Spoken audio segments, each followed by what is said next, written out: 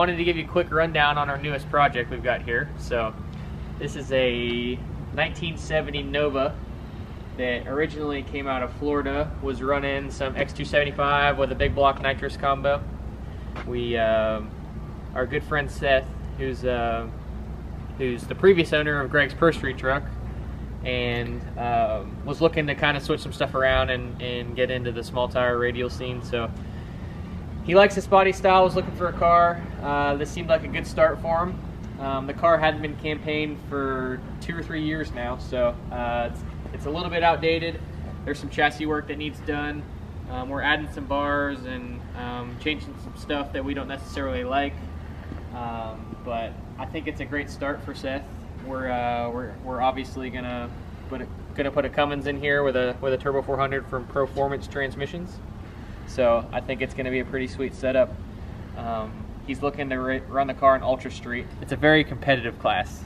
So there's a lot of rules as far as interior, firewall, suspension setup. Weight is very limited. Those cars are going 460s, dipping into 450s, so it needs to be a high 4-second car. There's really no rules right now for a Cummins, so we're kind of just trailblazing it in that class, and gonna get a setup together as light as we can. And it's got to run a cast 76mm turbo with 1 kit of nitrous is all we're allowed. So will be really fun. So doing some cool stuff on the transmission side of things.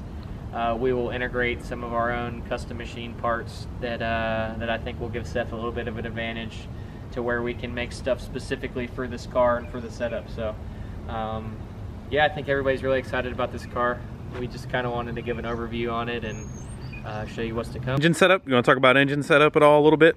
Yeah, so Ultra Street, you cannot run a billet block or a billet head. So it's basically going to be the same engine setup that it was in his 590 truck.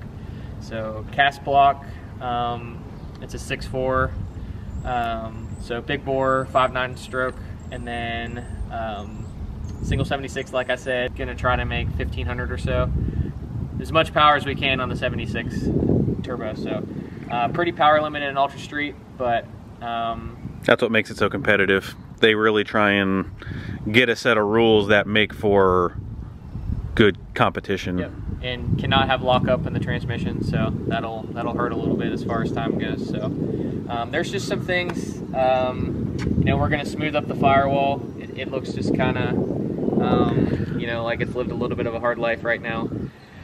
Gonna redo some bars in the front, and then moving around here. Just need some love. You know, Seth's already started a little bit on, as far as cleaning up goes, the interior pieces. You have to have a stock floor in it, so we're just gonna try to pretty up the stock floor.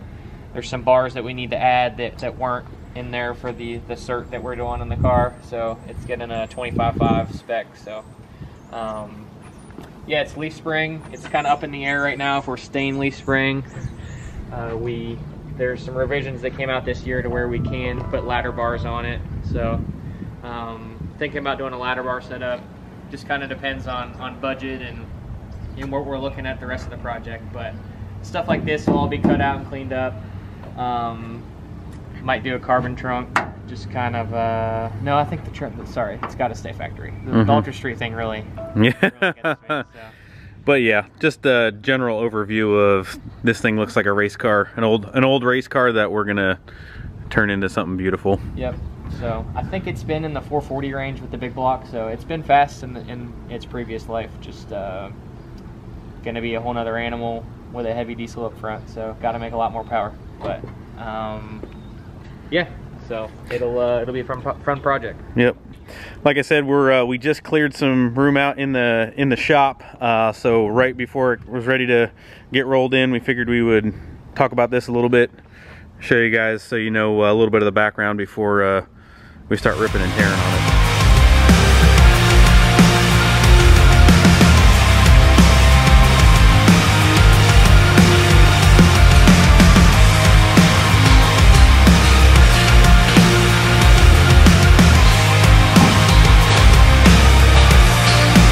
Hi, Seth. Hello.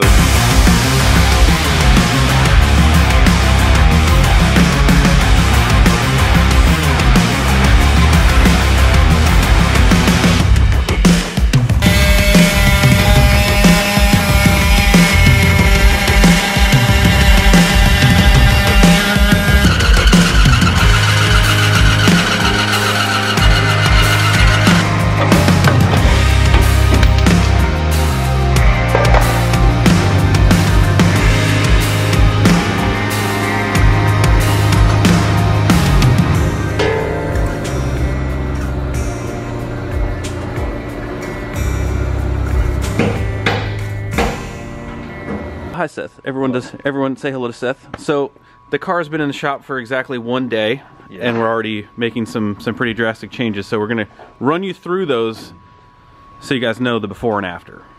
All right, so everything pretty much from the B-pillar back, the floor, the wall, the trunk, all that's gonna be removed. These bars will be changed. These bars will be changed. All the down bars in the back also. And that's all because of going to a 4-link. And a different rear end? Different full float rear with the 4-link. And why exactly are we changing the rear end? Is there a couple big bullet points of why we're changing the rear end out? Just from talking with Michael, just the additional torque and the weight of what the car is going to be with a Cummins in it from what it was before. This car was a, what I think a 2,400 pound car before. Right, so we're adding a considerable amount of weight. Yep. So strength, and this rear end, come to find out, has a couple issues, problems that need to be addressed. So it's kind of money into this or money into a new one. Right. Okay. We got that going on, and then there's just a lot of like flex in the chassis right now with the way the bars are. As you can see, all this is just to the frame body of the car as you want. Gotcha. There's nothing going to the shock tower. They're on the factory frame.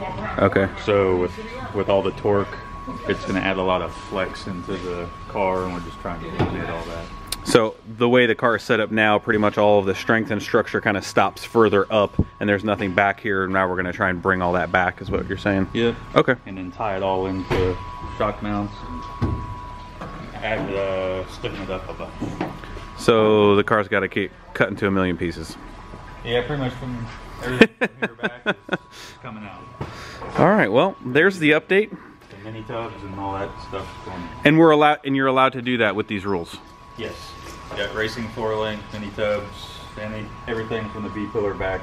Oh, okay. So it's mainly just the front part of the floor that they want to stay? Yeah, it has to stay stock floor from the seats forward. And okay. The factory firewall. All right. That's about it. Well, looks like you guys got a lot of cutting to do.